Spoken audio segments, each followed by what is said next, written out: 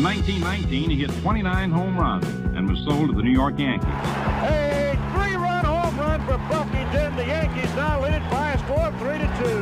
Bill Lee is now going over to a couple of the Yankees, and there they go again. Hits it to deep left. That might send the Yankees to the World Series. Varitek and A-Rod going at it. Roberts is going. Posada's throw. Roberts safe. What can I say? Just tip my hat and call the Yankees my daddies. We worked hard to avoid an outcome that's bad for our fans, bad for our players, and bad for our clubs. I want to assure our fans that our failure to reach an agreement was not due to a lack of effort by either party. The players came here for 9 days. They worked hard. They tried to make a deal, and I appreciate their effort. Our committee of club representatives committed to the process. They offered compromise after compromise and hung in past the deadline to make sure that we exhausted every possibility of reaching an agreement before the cancellation of games. Oh, I don't even have a problem necessarily with the man, but just his voice grates on me. That's Rob Manfred, the commissioner of Major League Baseball. By the way, the stature of these commissioners continues to get smaller and smaller. He's John Senecal. I'm Brian Shackman. This is episode 64 of Fanbase, a deep dive into the greatest rivalry in sports. Obviously, we've been on a little hiatus, and we start with the lockout, and now we have 2 series to start the season canceled. And Manfred says 7 games for the Yanks and 6 for the Sox. Yeah. And Manfred says they tried. They tried. Yeah, I mean, listen, they've been trying for how long? Are they trying, though? They've been trying for like 8 days when they should have been trying for like 8 months. Yeah, but listen to this. There's a certain amount of games that can be played, and the TV networks pay their full freight. And they say they're not going to make those games up already. They said that. Okay. April is the least profitable month on the calendar. So if they cancel, April. If they cancel the month and they play enough games, they're still going to get all the money from TV, and they don't have to play lost leader games that in many of the parks outside of opening day don't make money. So there's no incentive. I thought there was no incentive for the owners to make any concessions. Any. I mean, well, they still got you got to pay employees. I mean, think about the people that have to work. So clearly they don't care. I mean, obviously they got the money, and they'll just say, though, if they need a job, they're going to come back and we'll hire them. They're seasonal anyways, so who cares? We'll do a job fair and we'll have enough people to work for us. There's 2 fundamental things here I want to talk about. One is they don't care about the fans. Even the players, I would argue, don't care about the fans because this is. And now, I have had season tickets since I think 05 or 06. I've been going to games my whole life. I've probably given the equivalent of a college education to. I swear. I mean, I'm sure. I spent so much money on the Red Sox, and I consider Sam Kennedy. I like him. I really like him. But I would say is that I'm getting to the point where maybe I'm not going to go anymore. Honestly, I love to go with my wife because it's special for us, but maybe it's once or twice a year instead of 5 or 6 because you know what? I'm tired of how it's like going to Vegas. You're throwing $25 chips all over the place and not thinking about it. But then they'll say, well, who cares? We got TV money. As long as we can put something on the field, it doesn't matter if you're coming or not. Well, they'll do and it. Eventually the players, they're going to decide, well, we're going to have to play because there's only a certain amount of us that can afford to live the lifestyle that we're living, that we've actually saved some money, and they're going to just get on the field as usual. I don't know. I think that I wish they. If you're a zillionaire or whatever you want to call them, they can afford to sit there and let the stadium sit empty. I don't know, John, because listen, the NFL and the NBA are now well past Major League Baseball in terms of national popularity, and I don't think the game will ever go away, and I think it'll still be a lot of money. But there's only one issue here. It's not like they're talking about how to make the game better, and it's not like they're talking about existential issues. They were talking at one point a $25,000 difference between entry-level salaries or whatever. Right. And so my point is that none of these issues people care about. These are not real pocketbook issues. They don't care about making a base bigger or a pitch clock or no, but they're not even talking about that well, stuff. they tried to sneak something like that in, like, Right. but who cares about the base being bigger? No, but here's the thing: is at least those are quality issues. I'm taking separate the quality of game issue from the financial side of it. The focus should be how do we collective bargain to make the game better. But that's the second element Right. of this. It's not the primary element. It might not even be the second element. And so they're talking about financial issues that I could care less about. And because no one relates to it except for a very select few people in this country or world. That to me is what makes it a deal breaker. There's only one issue that matters to me, and because our market in Connecticut here is a minor league town, and we see the yard goats, and I believe that with the money that's made at the major league level, that they don't subsidize minor leaguers more is offensive to me. Oh, absolutely. Right? I complained about this before on prior podcasts. So the minimum, to me, the most important thing is the minimum salary is the only thing that matters to me. But those minor leaguers aren't making that. Even if they're on the 40-man roster, they're not making that. So they're not even going to – they have to make the major leagues. Right. So screw them no matter what. So they have to be good enough. And there's no other element. So they don't care, right? No, there's no other element to the negotiations that helps out minor leaguers. But my point is that – the one issue I can relate to is that minimum salary. Like I do believe it should be higher. Like there's no doubt that if there's a guy making $50 million, that you in that retrospect, absolutely, I agree with you 110%. But that's the only issue that even pulls at my heartstrings. And so I guess for people listening to the podcast today, wherever you are, the question I'm asking is this changing your approach as a fan? And to me, I didn't think so at first, because I didn't think we'd get here. And now over the reasons that I see that we're here, I am pissed. And I think that it's offensive, and I don't want to give them my money. No. I mean, I feel the exact same way. Like I don't want to go to a game when they come back because I feel like I'm directly giving them money. Now, granted, you've already paid for your cable or whatever your provider is, so if it's on TV, you can watch it. But I'm not going to go out of my way to be like, I'm buying a Yankees jersey or I'm going to buy so-and-so or what, regardless of who's at fault, right? I'm not going to go there and spend money on something for the owners to make money, and I'm not going to spend something to let the players make money on their jersey or whatever, whoever makes money. It does sour the hell out of you. It does. But at the same time, you think about it. I mean, how many people are we talking about this affecting? What is there, like 750 people in the major leagues across the board? 800 if you talk about major league minimum salaries, and 30 owners plus the minor partners and stuff. You add another 20 to 30 on top of that. So you're talking about 100 people against 700 to 800 people. I mean, these are the people that are arguing about this stuff. And think about how many more people on top of that it affects when you think about if people in the front office eventually don't start getting paid. The people at the spring training facilities don't start getting paid once the minor league people get up there. Yeah. Now, listen, minor league facilities, across the country that have been shrinking and being neglected by Major League Baseball might actually benefit from this because their games are going to start on time. So we talked to, by the way, that's a good way to put it. And the truth is that I would ask you, who do you side with more, owner versus player? But since you brought up the minor leagues, I will go there. We talked with the executives, Tim Restall, the president of the Hartford Yard-Goats, about this, and he said it doesn't help him. And he's been around for a while. He knows, he's seen it. But I don't agree with him. He says it doesn't help him if Major League Baseball is not playing. And I understand why he has to say that. But the truth is that it does help him, in my opinion. Because I want to. I'm happy to give them money. I'm happy to pay $15 for a seat, even though I think concessions are still probably a little inflated, even at the AA level.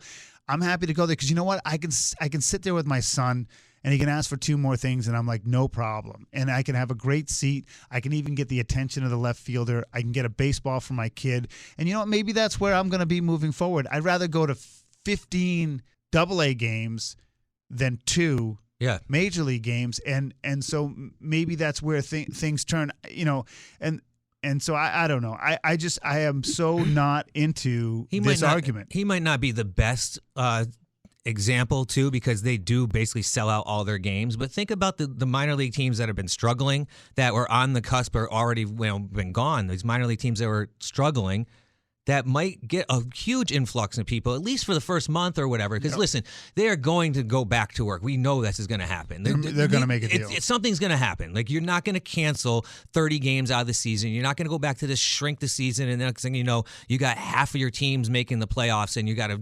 It's not going to happen. It will get done eventually, but. How long do you sit there and you keep punching the fans in the face and the common man, I'll call them, all right? The people that don't relate to 99% of what these people relate to, you know? So Max Scherzer's going to walk out and he's going to sign 6 or 7 autographs for fans, and they're going to get all excited because they met Max Scherzer. They are never going to relate to anything Max Scherzer's ever can experience in his life, right? It's just not – it's a different ball game. Right. He's John Senecal. I'm Brian Shackman. This is episode 64 of Fanbase, a deep dive into the greatest rivalry in sports. Before we get to Jeter, the one thing I have 2 things I want to get to. One is owner versus player. It's the classic millionaire versus billionaire argument. I'm not going to rehash that, but who do you just free association? Who do you side with more? You don't side with either, but who do you have a little tingle for? It's hard to feel sorry for the players because, listen, they've been playing under a pretty crappy contract that they negotiated to, obviously, over 4 years ago now.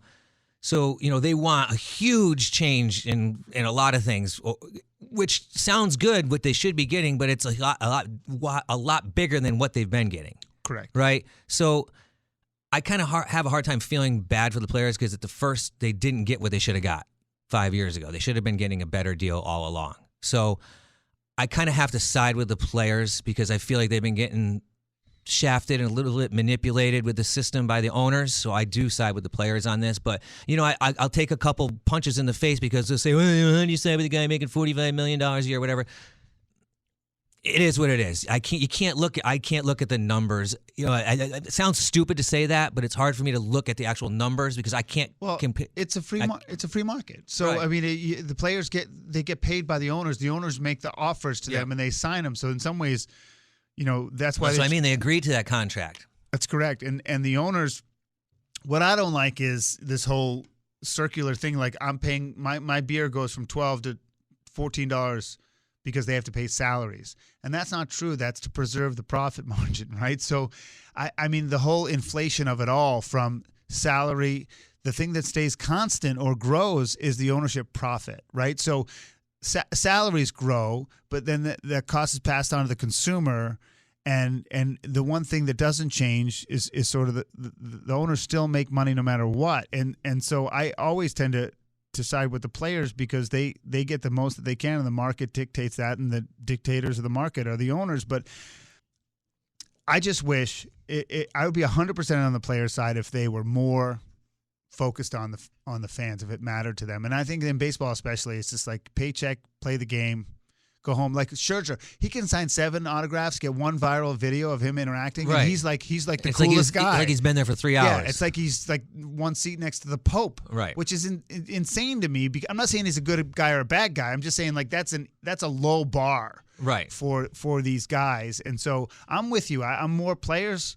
But I could be more players if I felt. And again, if you're making $45 million, you don't want to be near some dude who you have no idea who he is, who might take a shot at you or get you trapped in some viral video that's going to take you down. There's too much at stake now, right. And that's part of it. And at the same time, too, these owners that they're making these billions of dollars, and you say are always making money. They need to turn around, and if you're going to own a team to win, or you're going to own a team because you want to sit on your $40 million yacht and say you own a team. Right? There's a very select few of owners out there that want to win all the time, and they're going to spend money regardless of what this CBT is, right? They're going to spend the money. And there's going to be those owners out there that have billions and billions of dollars, Peter Angelos and those guys, that aren't going to spend money. They're going to wait for the Adley Rutschmans to go and hit, and they're going to get rid of them when they can get rid of them. Now, Adley Rutschman's not going to make the money he can make because he's going to have to wait 6 years to make that money. And by then, if you keep pushing this off, he ain't going to be worth that because analytics have driven the game to the point where you got to be young or you're done. Yep. No 34-year-old or 32-year-old or even 31-year-old Aaron Judge is going to get a 10-year contract. Yeah, it's not going to happen.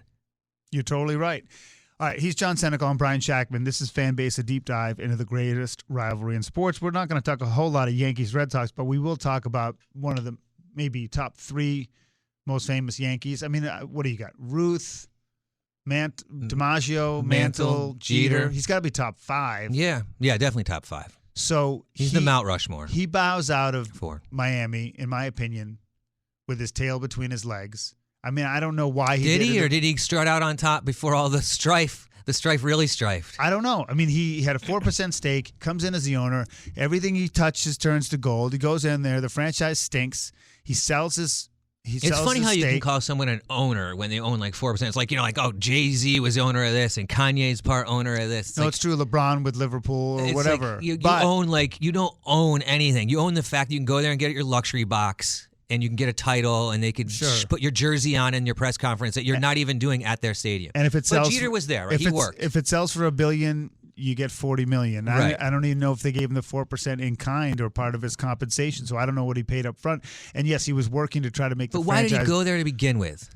Right. Well, I don't know. Everyone was like, why? I think there's two reasons. There's a couple of reasons. One is he wanted to call himself owner, which Right. as a former player, that's a big deal to make that transition to owner. But from Michael Jordan or He whomever, couldn't slice off a quarter of the Yankees, eighth of a percent. The other thing is that he wanted to prove he could build a winner, and he didn't and couldn't. Although I don't think he gave himself enough time. Like, I'm not judging Jeter negatively because he didn't build a winner. 2017. Yeah, it hasn't been that much time. But my question to you is, because I think you have at least a good take on this, is why did he leave? Is it because it was a failure and he just wanted to cut and run, or is there something else? Well, I mean, he said that the ownership wasn't going in the direction. What does to that put a winner What does on that the mean field. though? Well, I think the way he wants to spin it is that he wanted to put a team on the field that was going to win, and they're going to, I guess, spend money, right? They had good young talent, but I'm telling you, dude, the team. I was down there. It's not good. Like, nobody's going to the games. How do you sit there and own that team and be like, this is great? You own it because it's in your portfolio, and you screwed the people at Miami-Dade County into helping you out build the damn stadium. So what do you think What do you think the reason is? I just think he realizes it's a waste of his time. It's just a waste of anything, and he doesn't want to have his name associated with any of this ownership crap against the players in general. You think so he just bailed out when he knew the things sucked to begin with. So you think that's part of it? Perfect time. Bail out. Get out, and you come out, and he'll surface somewhere else. But let me just ask that you think it's part of it is that he didn't want to be even closely associated with the ownership side on these labor negotiations? Yeah, I think so. I mean, listen, we've known for a long time that the labor negotiations were going to be a mess, right? Like, Andrew Miller said that. They've been prepared for this, right? So these guys are not going to, they say they're not going to come back, right? But eventually, like we said, they're going to come back. So Jeter, obviously, he's a smart dude. He knows that this is not going to look well. So why do you want to be tied to the Miami Marlins anyways? Like, I don't get it. Well, You're Derek Jeter. Like, you can't go somewhere else and tie yourself to something else. Like Michael Jordan, what do you buy, the Bobcats or something like that? Charlotte. They sucked, dude. Why did you do that? It's like going and playing for the Wizards. Why would you go do that? They're not that bad, though. But they sucked then. Listen, Miami pre-pandemic was the lowest attendance in the league by far. Then they move that team, then move them back, and then move them again. Well, even if you go to 2018, you go to 2018 and you have them at the bottom. I mean, they basically have averaged 10,000 fans. They suck, dude. I was down there, awful. They have nobody there. The amount of money they pay to air condition that place, they are not making money at a game. Well, there. I guarantee they're still making money in general, but that's about the TV. Well, the thing. owner's making money. So the listen, city or whoever's not, I'm sure. I think these players want to be considered owners. It's a status thing. It shows that they made it.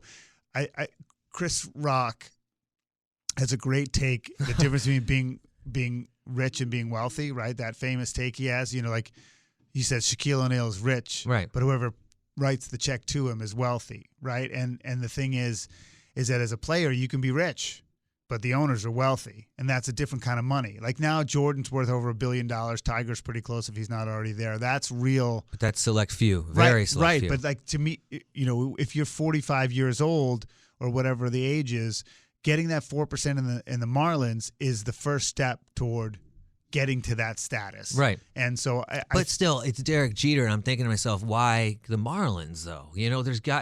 Maybe that was the first team to let him in, and he didn't know what his other options would have been. I mean, maybe he wasn't patient enough. I don't have an answer to you, but my point you would think he would go with Tampa because, Tampa was where his roots are, but obviously he probably thought they were going to move that team because it's crap. There's a new stadium in Miami, so they're going to stay there. So maybe he thought, I could build build it, and then eventually just was like, they're not going to work. Maybe that's exactly what happened. But or cash out and parlay that into another slot somewhere else. I don't know. I mean, he's worth about $200 million.